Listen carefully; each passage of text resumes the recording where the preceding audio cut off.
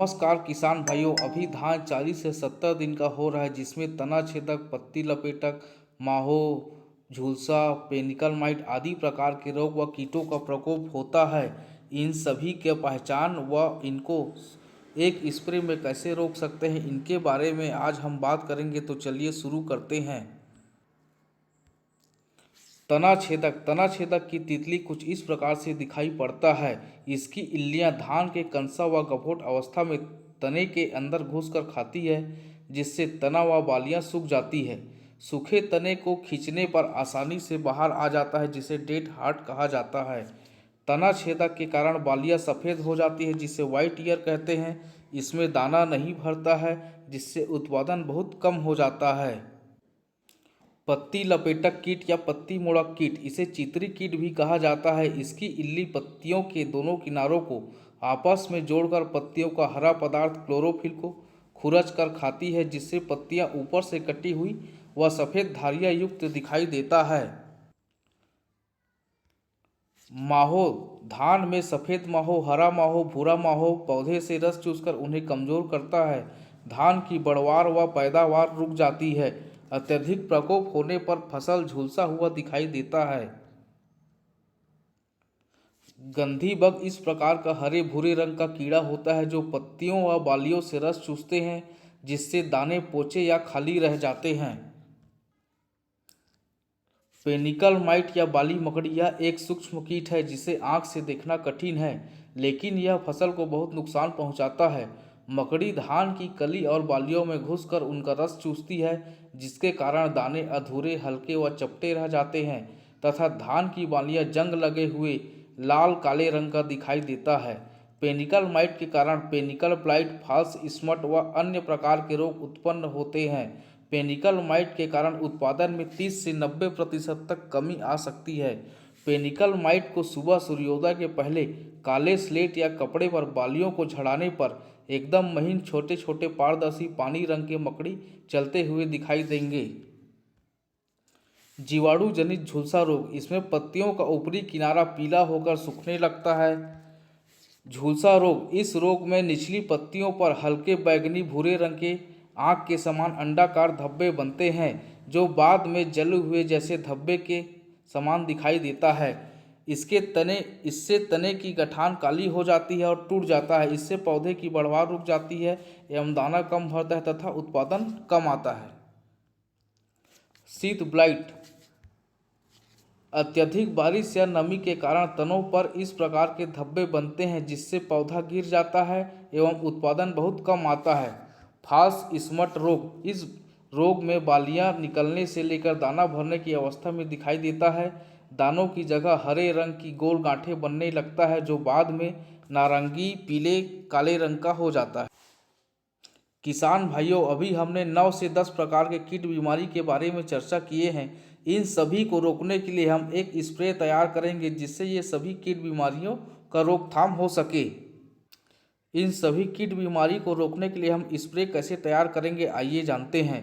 सबसे पहले हम कीटनाशक लेंगे, जो इमामेक्टिन बेंजोएट 5% एसजी 100 ग्राम प्रति एकड़ के साथ एक और कीटनाशक कार्टाप हाइड्रोक्लोराइड 50% एसपी 200 ग्राम प्रति एकड़ के हिसाब से अपने को लेना है। ये दोनों केमिकल फार्मूला है।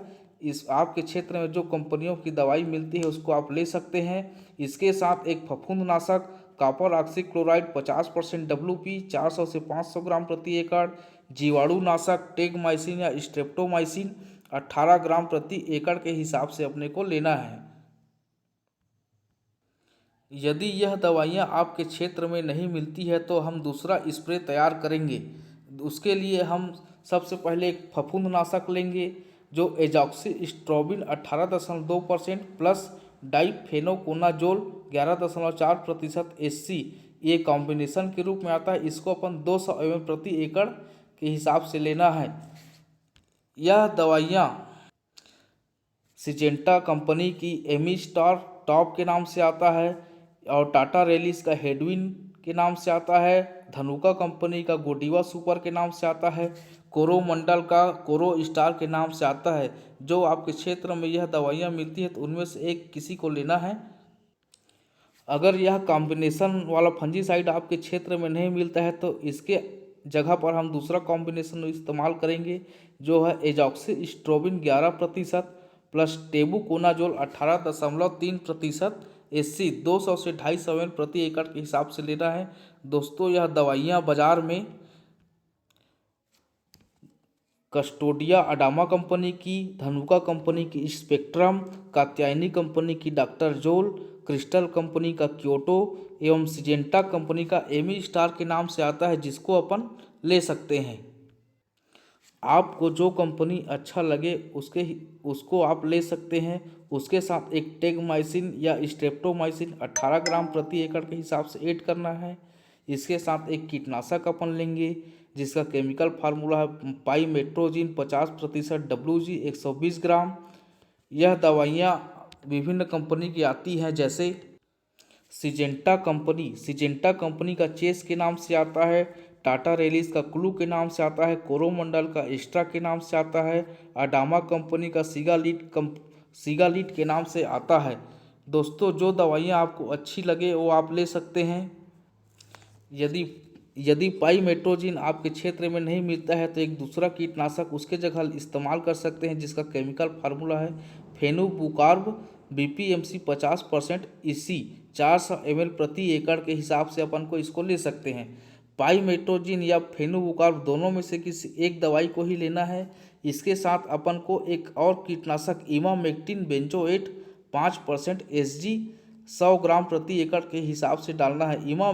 इमामेक्टिन बेंजोएट 5% SG, जैसे कि सिजेंटा कंपनी का प्रोक्लेम के नाम से आता है, उसको अपन ले सकते हैं, या जो आपके क्षेत्र में जो अच्छी कंपनी की दवाई मिलती है उसको आप ले सकते हैं।